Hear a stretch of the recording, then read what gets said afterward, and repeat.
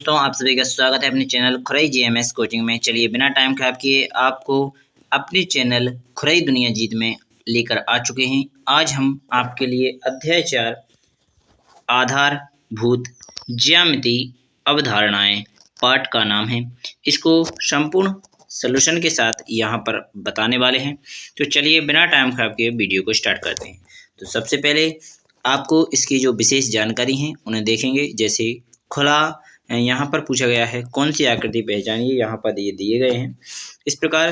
तो यहाँ पर इसे कहते हैं खुली, इसे बंद, इसे बंद, इसे बंद, इसे खुली आकृति कहते हैं। जैसे यहाँ पर जो भी है वो आप यहाँ पर देख सकते हैं। इसके बाद यहाँ पर आपसे अगले क्वेश्चन में पूछा गया है बंद वक्रों के रूप में वर्गीकृत कीजिए। तो यहाँ पर ये भी आपका बंद वक्र आकृतियाँ, यहाँ पर इसे खुला कहेंगे, इसे खुला, ये दोनों बंद हो जाएंगी। तो आशा करेंगे आपको यहाँ पर ये खुले या बंद वक्रों के रूप में वर्गीकरण किया गया है, तो आपने देख लिया होगा। इसके बाद ये तो सिर्फ किताब की भाषा ही है जो आप यहाँ पर लिख कर बता सकते हैं। इसके बाद जो आगे के जो क्वेश्चन है इन्हें आप देखेंगे तो आगे आपकी किताब के आंसर होंगे। जैसे पहले नंबर से आप यहाँ पर देख रहे हैं तो ये क्वेश्चन नंबर दूसरा रहेगा, अपने परिवेश में स्थित ऐसी तीन सामग्रियों के नाम लिखिए जो खुली एवं बंद आकृतियों से संबंधित है। उदाहरण के लिए जैसे हमने यहाँ पर चिमटा खुली आकृति है, चूड़ी बंद आकृति है, इस प्रकार आप भी यहाँ पर लिख सकते हैं। तो आशा करेंगे आप सभी को समझ में आ रहा होगा। जिस प्रकार अगर आपको नहीं आया समझ में तो यहाँ पर आप लिख सकते हैं। जैसे कैंची है, ये आपकी खुली आकृति हो जाएगी। इसके बाद और भी जैसे बंद आकृति के लिए आप यहाँ पर ऑप्शन ले सकते हैं थार का, थाल जानते हो खाना खाने वाला, इसका भी ले सकते हैं, बंद आकृति हो जाएगी।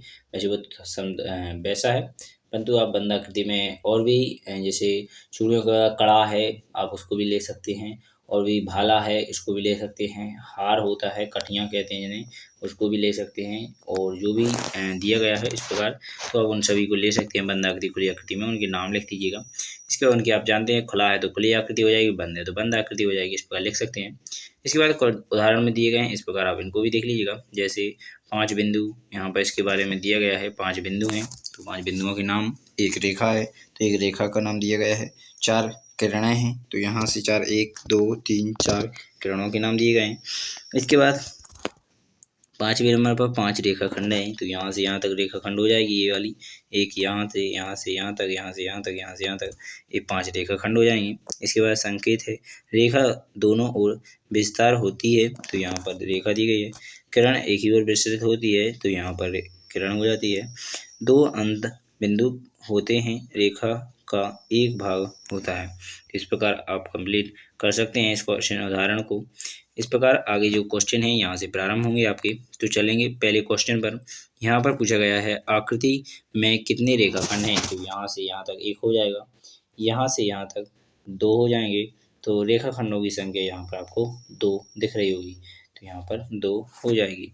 तो आशा करेंगे आपको पहला क्वेश्चन समझ में आ गया होगा। चलिए अगले क्वेश्चन में, यदि 2 रेखाओं में एक उभयनिष्ठ बिंदु हो तो वह रेखाएं कहलाती हैं। तो यहाँ पर उभयनिष्ठ बिंदु में प्रतिच्छेदी रेखाएं, तो डी इसका राइट आंसर हो जाएगा।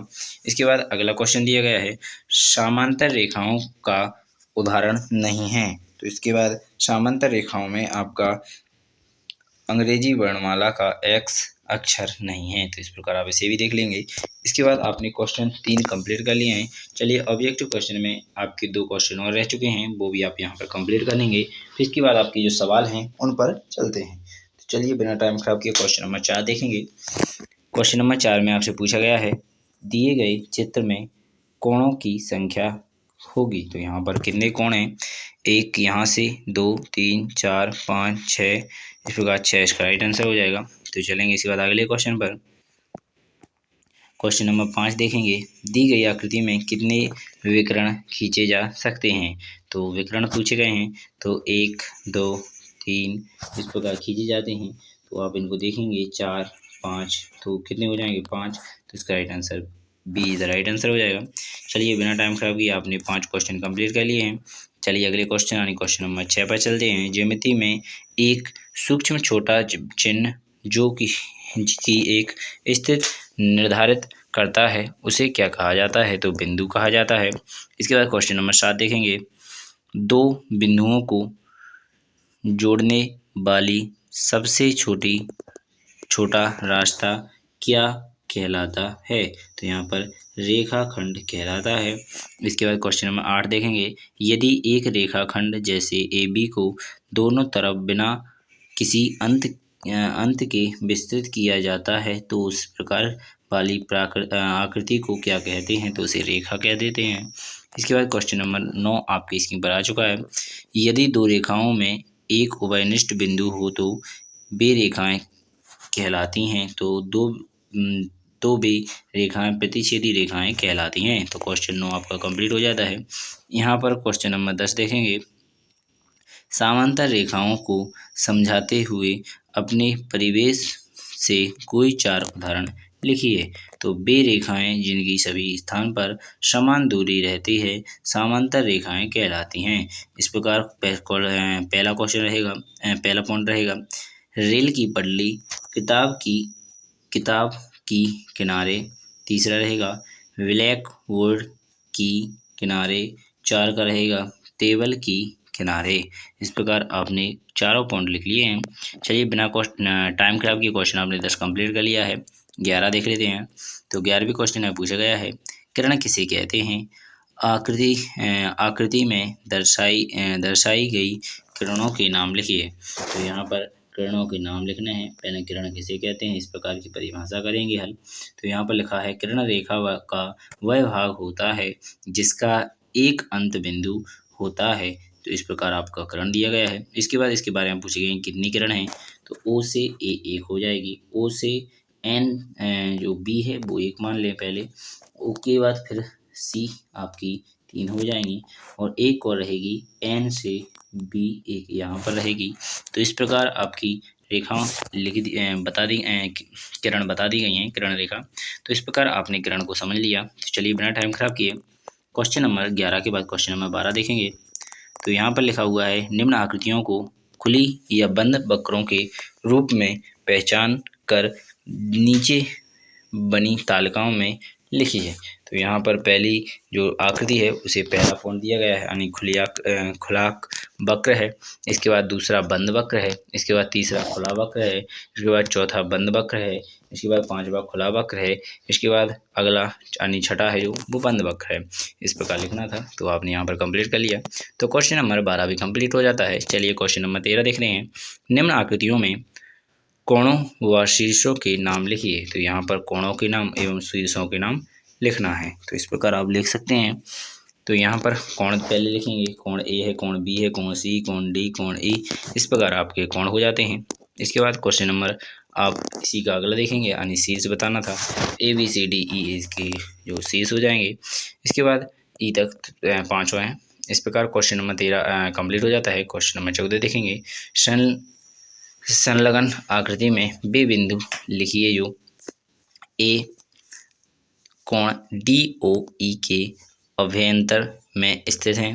दूसरा रहेगा, कोण ई ओ एफ के बहिर्भाग में स्थित है। इसके बाद सी कोण ई ओ एफ पर स्थित है। इस प्रकार आपने क्वेश्चन 14 देख लिया है। इनके क्वेश्चन के आंसर बताना है। तो चलिए पहले क्वेश्चन का आंसर रहेगा ए, अर्थात जो डी है, यहाँ पर डी आपको ये दिख रही होगी, ओ है, ओ के बाद ई है, ये उभयंतर में स्थित क्या है यहाँ पर? तो बीच में ए स्थित है। तो इसका राइट आंसर ए हो जाएगा, यानी बीच में क्या है? तो ए है।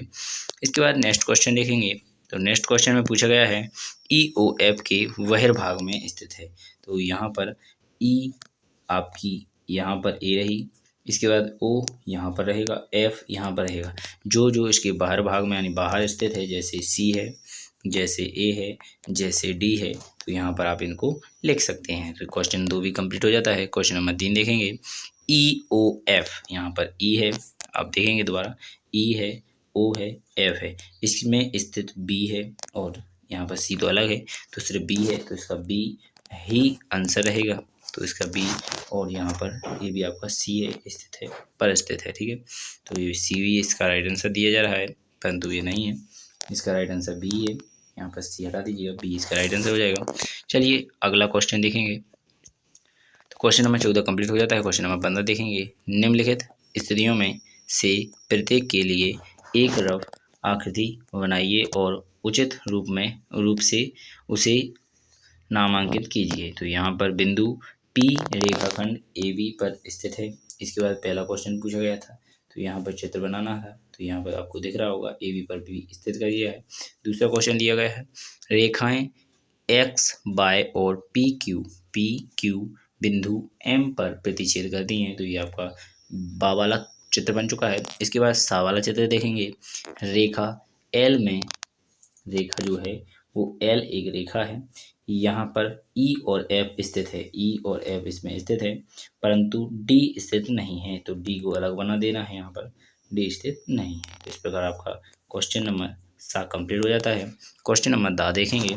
तो क्वेश्चन नंबर 10 में पूछा गया है, OP OQ बिंदु O पर मिलते हैं। तो यहाँ पर OP और यहाँ पर OQ बिंदु O पर मिलते हैं। तो यहाँ पर आपको दिख रहा होगा चित्र। इस प्रकार आपको चित्र बनाने थे। तो 15वां क्वेश्चन आपने कंप्लीट कर लिया है। तो आशा करूँगा आपने क्वेश्चन 15 अच्छी तरह से समझ लिए होंगे, और जो भी डाउट हो हर एक क्वेश्चन में आपको हमसे पूछ लीजिएगा। और आशा करेंगे आपने अगले जो पहले हमने पार्ट 1 से लेकर 3 तक कक्षा 6 का गणित के जो सलूशन करे हैं वो आपने देख लिए होंगे, और आगे भी सभी विषय के कराते रहेंगे। और अगर आपने नहीं देखे तो जाकर देख लीजिएगा। अगर पहली बार वीडियो इस चैनल पर आए हैं तो चैनल को सब्सक्राइब कर लें, बेल आइकन को दबा लें, जिससे कि जो भी वीडियो अपलोड करें वो तुरंत आपके पास पहुंच जाए। धन्यवाद।